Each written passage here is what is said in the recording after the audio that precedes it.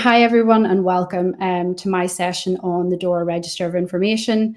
It's the return that almost all of us in the EU have to submit, and definitely one that caused the most difficulty this year, I would say. And my goal with today's session is to make the Register of Information feel clear, practical and doable. I'm going to give you my best hints and tips. And hopefully by the end of the session, you'll have three things. First, you'll have a clear understanding of what the Register of Information contains and how it's structured. Second, you'll understand how to complete it using the 4 keys, how to map your supply chain and the importance of data quality.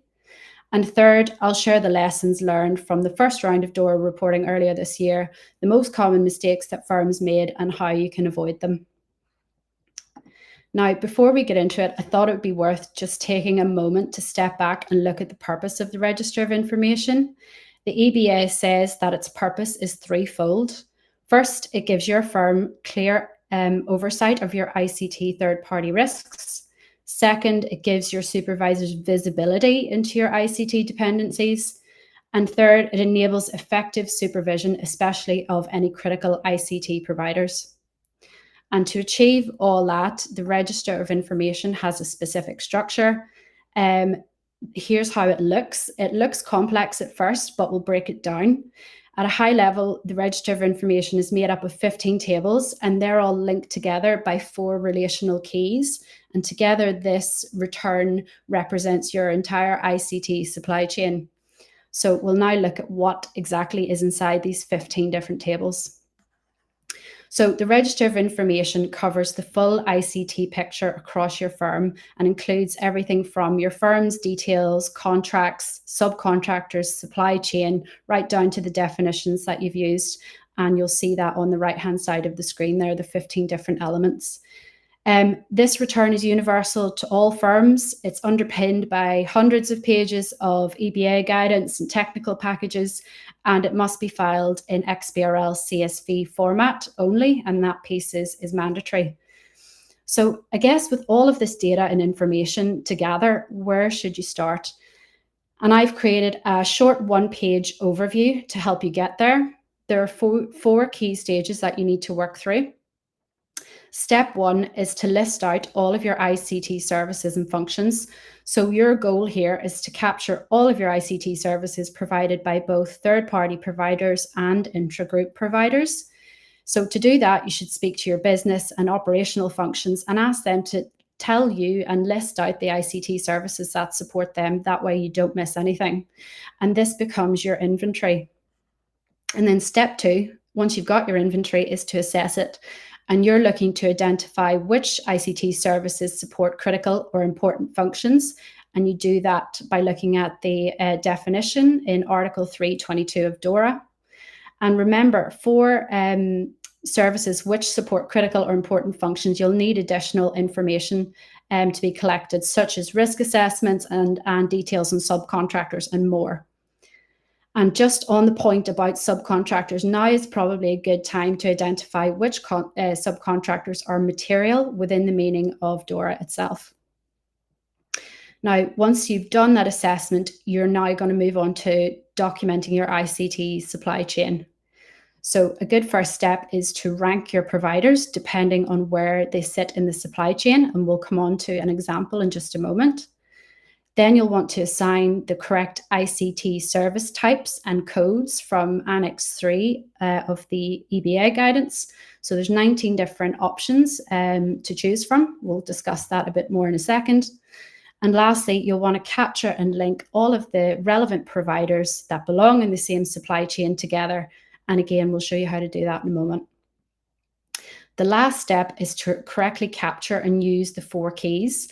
Now, that's recording the contract's reference number for each IT service, and that includes both internal and external contracts, capturing LEIs for the entity, the firm or signing entity signing the contract, and each direct ICT provider, assigning the ICT service type codes, which we just mentioned, and lastly, creating consistent function IDs for every function. And Fiona, just from the 4 that we've mentioned there, what would you say was one of the biggest challenges that the firms kind of came up against? Yeah, so I think biggest challenge, Stuart, was missing data, and particularly around the 4 keys, not having LEIs of providers, not having LEIs of parent entities, things like that. So typically missing data and typically related to the 4 keys. Yeah, that makes sense. And I guess now, because step 1 is all about gathering your inventory, step 2 is about assessing it, often with help from experts like FSCom, I'm going to park those 2 steps for now and just want to go a bit deeper on steps 3 and 4. So in terms of how to scope and document your ICT supply chain properly, I want to break this down into 2 parts, scope and what you need to record. So first of all, it's important to remember that all ICT providers are in scope, not just those who support critical or important functions. And when you do have a provider that's supporting those functions, extra details are required to be recorded, including risk assessments you've done, material subcontractors, concentration risk, and your exit strategy. So bearing all that in mind, let's now discuss what you need to record for each of these ICT services. So you'll need the contract reference number between the signing entity and the direct ICT provider. Then you'll want to assign the service type to codes S01 to S019 from Annex 3 of the EBA's guidance. It's really important that you select the right code that best aligns with the ICT service. Third, you'll want to rank your providers. So rank 1 is always your direct provider, and rank 2 and 3 are the material subcontractors in the supply chain, right up into the last material subcontractor in that chain. And last, you'll want to link all of this together, showing how each provider fits within the same supply chain, because this is what allows the regulator to trace a service from end to end. So with that, I thought I'd quickly show you a visual to try and bring this to life. So here's what an ICT service supply chain looks like in practice. The chain is defined by 2 things. 1 is the contract reference number, which is this blue box, and 2 is the ICT service type. So if we start on the left with the financial entity, that's your firm. The blue box is the contract reference number, which anchors this whole supply chain together. And then you'll see your direct ICT providers come next. And there's actually 2 ICT providers in this example, both providing support to the same ICT service. Your direct providers are always rank 1. Behind them sit the rank 2 subcontractors. So those are those material subcontractors that the direct providers rely on. And further down the chain, we have the rank 3 subcontractors, which in this case are subcontractors 4 and 5. And the key point with this example is that everyone in this diagram sits in the same supply chain because they all map back to the same contract reference number and the same ICT service type. And this is the way the EBA expects you to capture supply chain in the Register of Information. Now, very quickly on to the 4 keys that I mentioned that link everything together across the 15 different tables. So as we mentioned, contract reference number is super important. That is the unique internal ID that your firm assigns to each ICT contract. That needs to remain consistent across the return. Number 2 on the list are LEIs. So those are 20-character codes unique to each entity. You need to record LEIs for the firm signing the contract and each direct ICT provider. Third is function IDs. So it's down to you guys to create unique function IDs from a combination of the LEI, the licensed activity in question, and the function. So for example, on the bottom right-hand corner here, let's say you have Salesforce supporting your sales team for both your payment and e-money activities. You'll need 2 separate function IDs for that, which we see on the left here, F1 and F2, because they are supporting 2 different activities.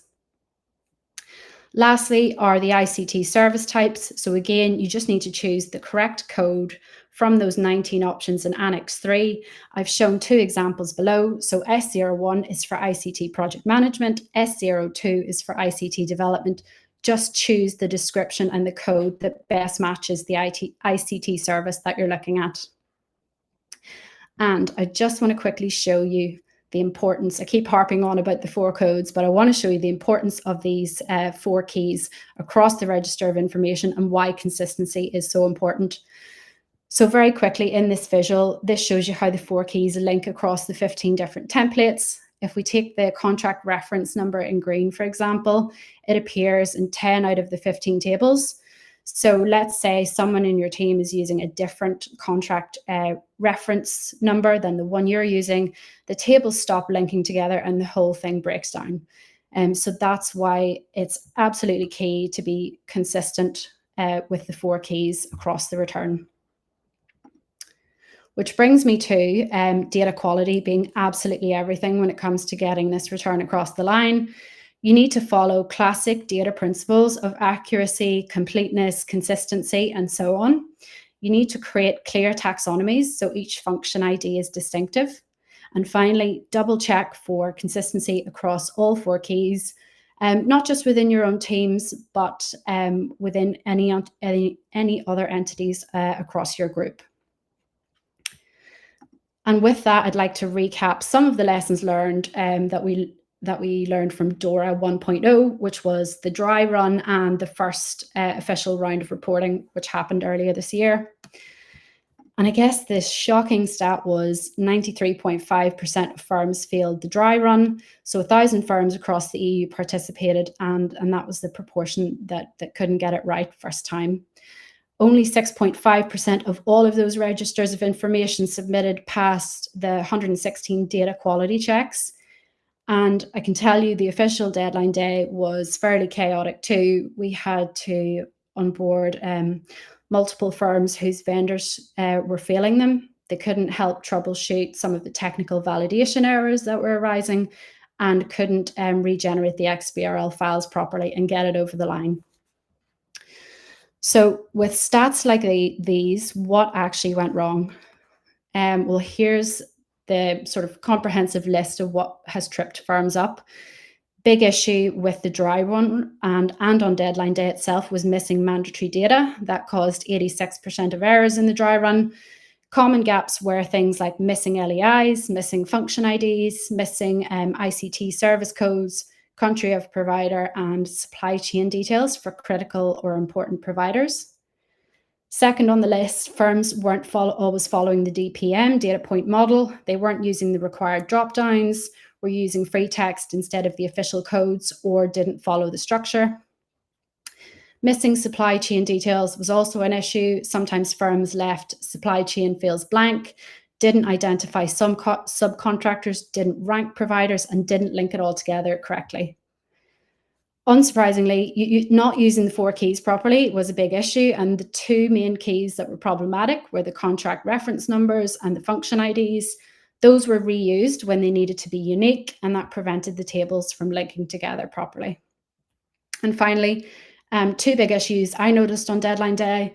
The EBA FAQs, which superseded parts of the EBA guidance. Many firms didn't realize that those FAQs were out there. They hadn't read them, and they were essentially working off outdated instructions. So always stay on top of the FAQs. And there were a lot of gaps in compliance and technical knowledge. Teams struggled to interpret and fix technical validation errors, and their vendors couldn't support them or correct the files. So go ahead, Stuart. I was just going to say it might be quite useful when I'm sitting here and I think of myself when I was in industry, that the working with a firm like yourselves, like obviously you're trying to pull these things together, but what would that look like for somebody that was reached out to you guys in terms of taking them through the journey of this? Yeah, so typically we can get firms onboarded and set up with access to our platform same day. It would include a short onboarding call with myself or my co-founder Dan, and we can work with data in all different types of formats. So whether you've your own working Excel files, whether you want to use the EBA's Excel templates, we can work with that. Or perhaps if you now have a previous register of information that you've submitted, we can get that uploaded to the platform. And essentially, we walk you through for the first time how to upload it, how to troubleshoot those validation errors, and we get you through from upload to submission very quickly. Excellent. That's really useful. Thank you. No problem. So I guess based on what I have seen this year, and the issues I've seen this year, here's what I'd focus on for a successful DORA Register of Information submission. I'd start early because this takes way more time than you might expect. You won't be shocked to hear that. Second, I'd make sure I bring in the right experts at the right time to help support things like your internal assessments. I'd get your vendor due diligence done using the Register of Information as a checklist. Next step is to secure XBRL tooling to actually generate the XBRL files, and make sure if you're choosing a vendor for that, that they have the right mix of compliance and technical knowledge behind them to help you troubleshoot validation errors, or you'll just get stuck. Fifth is to get references from firms who have successfully filed this return if this is your first time coming at this. Because I said some other vendors in the market weren't able to get the return over the line. And testing, test. Use your regulator's test portal if one is available, or if you need to use a test area, you can ask us and you can use our test area free of charge. And finally, just document everything so that it becomes repeatable year after year. And even if team members move on, you're not stuck.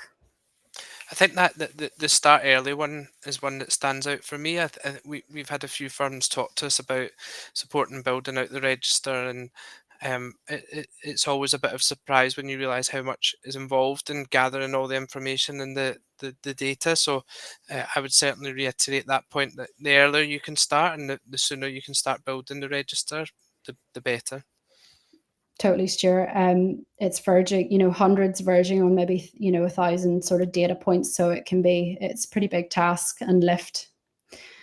And I guess if you're wondering how Comply First supports firms with these types of returns, I'll give you a quick overview. We focus on 4 key things when it comes to the Register of Information and making it simple.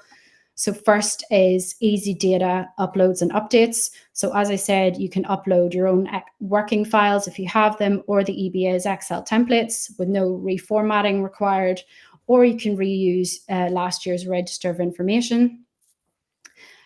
Second is we have built the EBA guidance into our platform. So we pull directly from the EBA guidance, show it to you in the cell that you're working in, so you're not searching across different documents. Third, we provide clear real-time error messages. So we validate your work in real time as you go. And if something's wrong, you don't get a cryptic XBRL error message. You get a plain English message telling you what the issue is and how to fix it. And in my opinion, probably the most important part is the one-to-one support when you need it. So you can reach us on Slack, Teams, or Zoom and get fast, practical help from us, even on deadline day. And that's where a lot of vendors have let sort of their clients down in the past. So the support is super important. And here's some sort of 2 quick examples of what this looks like in practice for 2 of our clients, TrueLayer and SumUp. So for example, TrueLayer got their DORA Register of Information submitted in 24 hours. They've cut their reporting time by 50% and are now saving hundreds of hours across the UK and Ireland across their reporting. SumUp, for example, initially faced a delayed DORA return because of their previous setup. We got them onboarded and had their Register of Information fixed and submitted in 48 hours. And since then, they have slashed their reporting by 90% and scaled this process across the UK, Ireland, Poland, Lithuania, and Australia. So yes, that's very quickly how we help firms. And I'd just like to say, if anyone on the call needs help with their DORA Register of Information, including generating test files, very happy to help at no cost. So just reach out anytime. And I hope this session made the Register of Information a little bit clearer. Excellent. Thanks, Fiona. We really appreciate you coming on to share those insights. I think a lot of interesting learnings. So that really brings us to the end of our kind of presenting part of the webinar, and we'll now move into the Q&A side. So we've had a number of questions in the chat, so we'll try our best to answer them as best we can.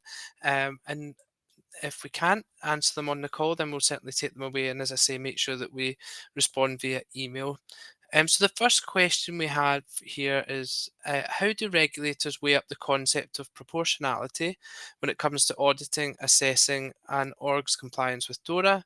In this example, the person works for a fintech startup and obviously recognise they can't be as mature and as more developed organisations. So I think it's an interesting question, and I'll just give my initial thoughts and then hand over to Ben and Fiona for any additional comments. But I think when it really comes down to that proportionality principle, it all comes to the basic principle of understanding your risks and really documenting those risks and working through them.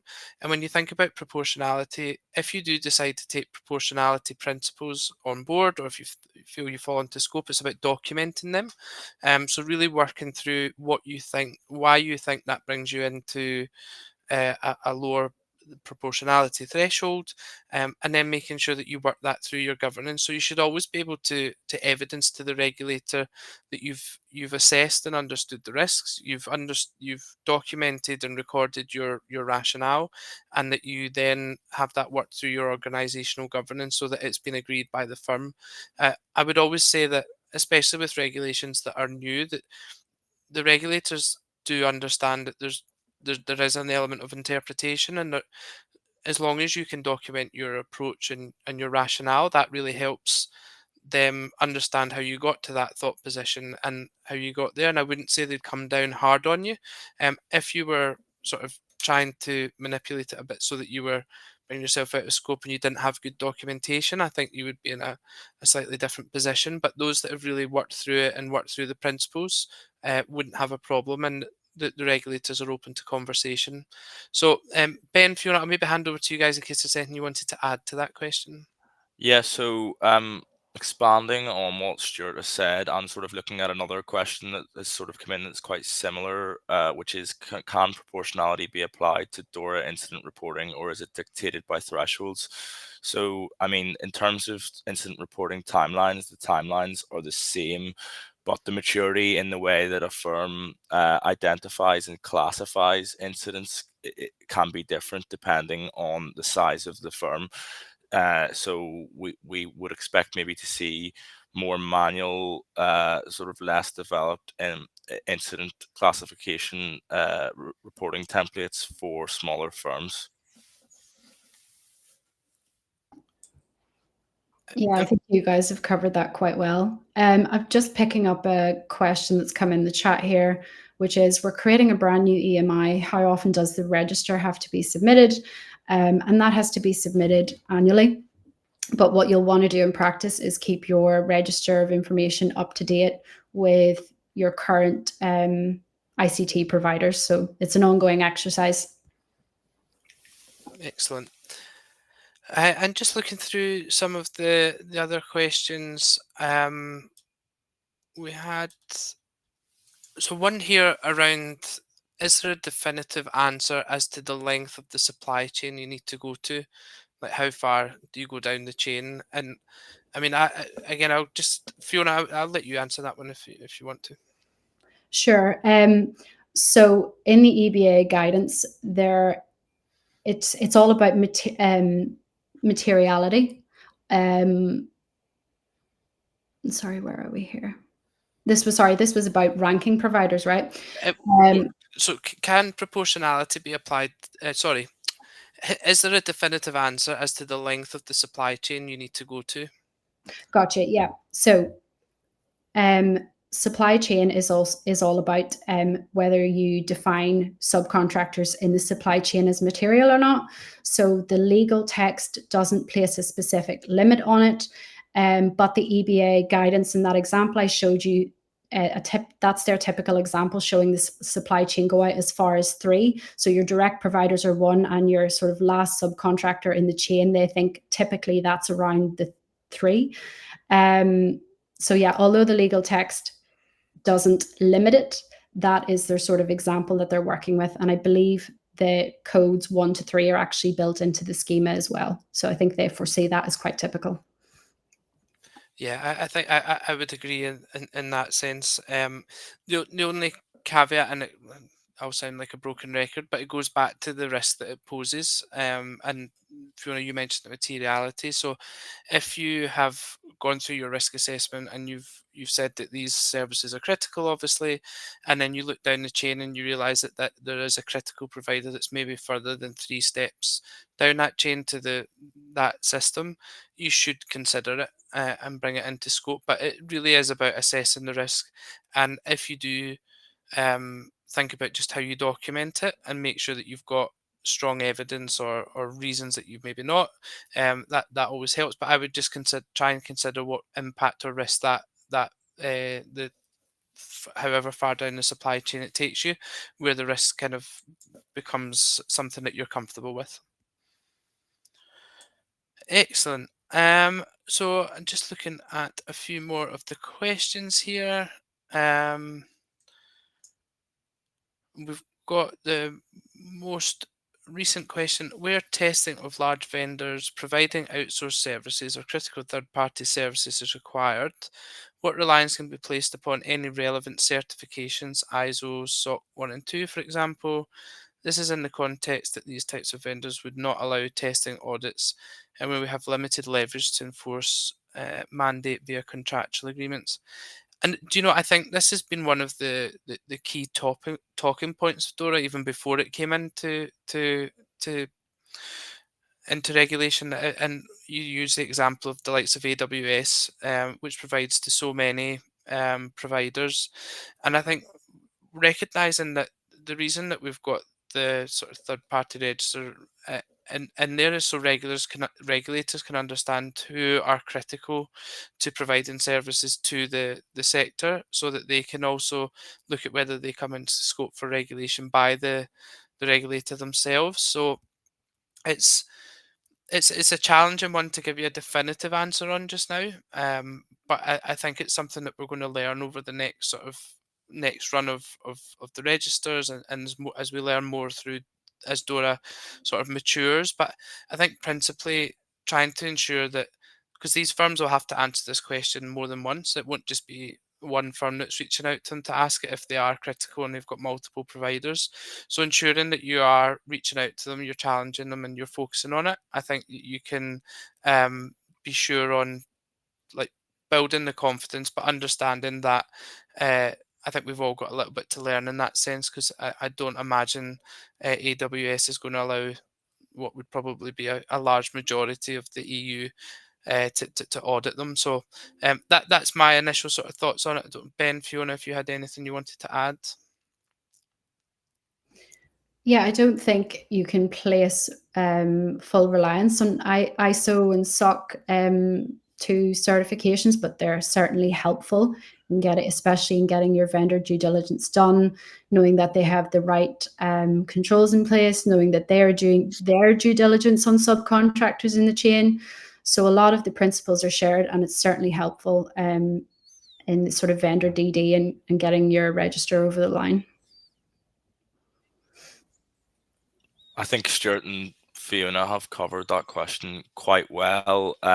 We have another question coming here, which says, if contract references do not have a standard naming convention, can you use your own for the register of information? Example, contract 1, contract 2, etc. Fiona, what's your views on that? Yeah, so the key thing with your contract reference numbers, these are internal to your firm, so you'll have your own naming convention, but the key thing is that your contract reference number is unique. So you're not using the same contract reference number for two different sets of ICT services. Keep it unique, and that should cover it. Excellent. Well, look, guys, I think we're slowly running out of time here, and I think we've managed to sort of answer quite a lot of the questions, and some of the questions maybe were the sort of similar styles, but we'll take a look through any that are remaining that we've maybe missed or we haven't answered, and make sure that we come back to everyone on email if we have missed any questions. But other than that, all it leaves me to do is really thank everyone for joining. We really appreciate the opportunity to share some knowledge. Really thankful to Ben and Fiona for their time today, and especially for Comply First to supporting this webinar. And other than that, thank you very much. And as I say, we'll respond to any questions we've missed. Thank you. Thank you, guys. Thank you very much.